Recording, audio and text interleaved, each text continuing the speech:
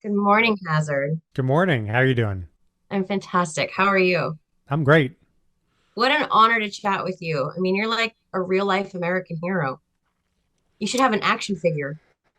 I definitely wouldn't call myself a hero, but I have served with heroes. Well, I would call you a hero simply because I have never had the bravery to do any of the things that you do. So take that as you will. You are amazing. And you are flying fighter jets. What? How do you even get into that? Do you like wake up one morning and you're like, you know what? I want to break the sound barrier.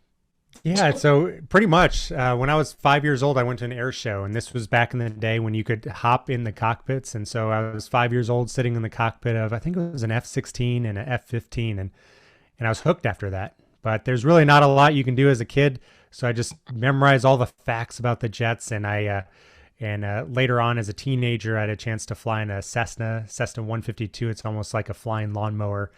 Um, but I was working fast food jobs to be able to pay for that. So that wasn't a winning financial model. So I only did one flight, and then after that was able to go to the Air Force Academy, and then the rest is history. When in the Air Force Academy did you let them know that your main goal was to get back into that F-16 From day one. So from day one? they knew that I wanted to be a pilot. Most of the people there wanted to be pilots. I actually didn't get straight in. I got a crisp white letter saying that they didn't have room for me and to good luck with my life. But then a few weeks later, I got a letter saying that if I kept my grades up at this alternate school, New Mexico Military Institute, they would let me in. And so that was the path into the academy, and it was kind of a windy path. I ruptured my eardrum boxing. I was on the intercollegiate team the day before my flight physical, so that took a few months of waivers. But I eventually made it into the cockpit of a jet in pilot training and went on from there. So tell me why you decided to write this book, The Art of Clear Thinking. Why now? Yeah, so as fighter pilots, our job is to make decisions, thousands of decisions on the battlefield, often with incomplete information and lives on the line. And so that's, if you boil down a fighter pilot's job, it's to make good decisions. And so what I wanted to do was to be able to share this with other people out there. So that's one that anybody can use to improve their lives. And it's not something that's taught in most schools. I definitely didn't learn it until I went to pilot training, and then we really dug down and focused on a method to make better decisions. So I wanted to be able to share that with the rest of the world. I wanted to make it entertaining, almost like a Malcolm Gladwell book where it's mostly storytelling because that's how we learn as humans, interwoven with some lessons learned. Now, I have told many people in my life, you need to make better decisions. And I don't know how to back that up. Like when they say, well, how? I don't know, just common sense. But how do you tell someone, how do you train them how to make better decisions? Well, it's tough if you're trying to make somebody else make better decisions. But if you want to make a better decision, or if Right. you're teaching it to your kids, I have kids, so I work with them to make better decisions. The way we do in the Air Force is we break it down into what's called the ACE helix. So first, you need to assess the problem. You need to have a clear understanding of what's going on. You're not going to be able to make consistently good decisions if you don't have that. Next, you need to be able to choose the correct course of action. Now, you need to develop them through creativity to have multiple courses of action. A lot of people just want to jump on the first thing that pops in their mind and go from there. But really, you need to develop a whole bunch of these courses of action and then find the one with the highest expected value. And then lastly, you need to be able to execute. So sometimes we'll be on missions with thousands of people have touched this mission, from spies on the ground to intelligence operators to drone operators to tankers launching from other countries. And so there's a lot of eyeballs on you, and you're the last link. And so you need to be able to handle that pressure to be able to execute. And because if you don't, that target may never come back again. How important are mistakes in developing critical thinking and execution of choices? Very important. So you need to be able to push yourself to the level where you're making mistakes. So you don't rise to the level of your expectation. You fall to the level of your preparation. So in training, we're always pushing ourselves past the point of what we would expect in combat so that we make those mistakes. And then that's really the secret to the fighter pilot learning, is the debrief. So we'll go up and we'll fly for about an hour, hour and a half, and we'll come back and we'll spend 2 to 6 hours debriefing that mission tearing it apart. We'll sometimes listen to the same radio call 15 times just to understand how we can do it a little bit better the next time. And so I think most people don't need to spend 2 to 6 hours debriefing, but always having a dedicated time, could be as short as 5 minutes after doing anything, to just write 3 things that did well, 3 things that you can improve upon. And I think over time that can really improve your ability to learn whatever you're trying to get better at. So what do you hope people get from this book besides, maybe some ideas on how to do better decision making or critical thinking? I mean, my decisions don't have to typically be made in split seconds like yours do. So what are some things that I can do to really help assess situations and go from there? Yeah. So, well, one of the things is we're not always making split second decisions. A lot of times we're planning missions. Sometimes the missions are years in the future. So it's a lot like project management. We're bringing together a disparate group from different backgrounds, all trying to align towards one common goal, overall mission success. And we're trying to make it so the sum is greater than the parts. So have that synergistic effect. So I think it's a lot like the civilian world out there.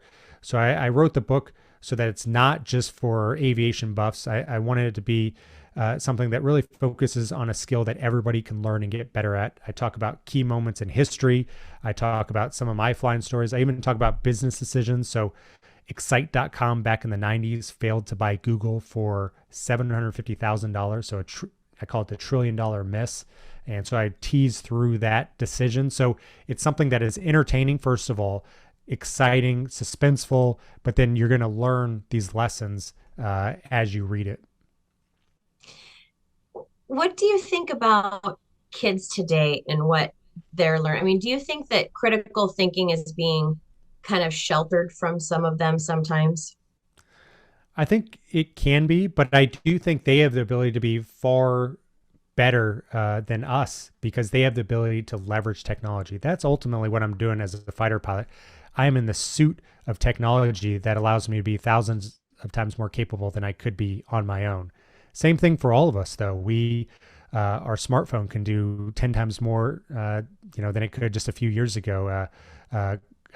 Car can allow us to travel 10 times faster than by a foot. So we are all augmented with technology. So these kids, they can leverage technology far better than we can. I think Silicon Valley was just saying there's word out of there that the next billion-dollar company is going to be run by 3 or fewer people because they're going to be using AI. So decision making is extremely important now, and it's only getting more important. And I think young people can leverage technology, but all of us have the ability to do it. So it's really focused on clear thinking and decision making. So I'm sure that people ask you all the time to tell your scariest moment while you're piloting, but I want to know, what is a moment that gave you the most joy? Most joy was the first time I took off in the F-16. So I had this dream from when I was 5 years old, and going through life when you have this dream that's 20 years out, it seems like you're never going to get there. But I remember first time suiting up, getting into an F-16, did an afterburner takeoff. You could feel each of the 5 stages of afterburner light off as a 30-foot flame shot out the back of the jet. And just knowing that I had achieved this 20-year dream, that to me is the greatest moment. That was something special. And that's something it sounds like you'll never forget.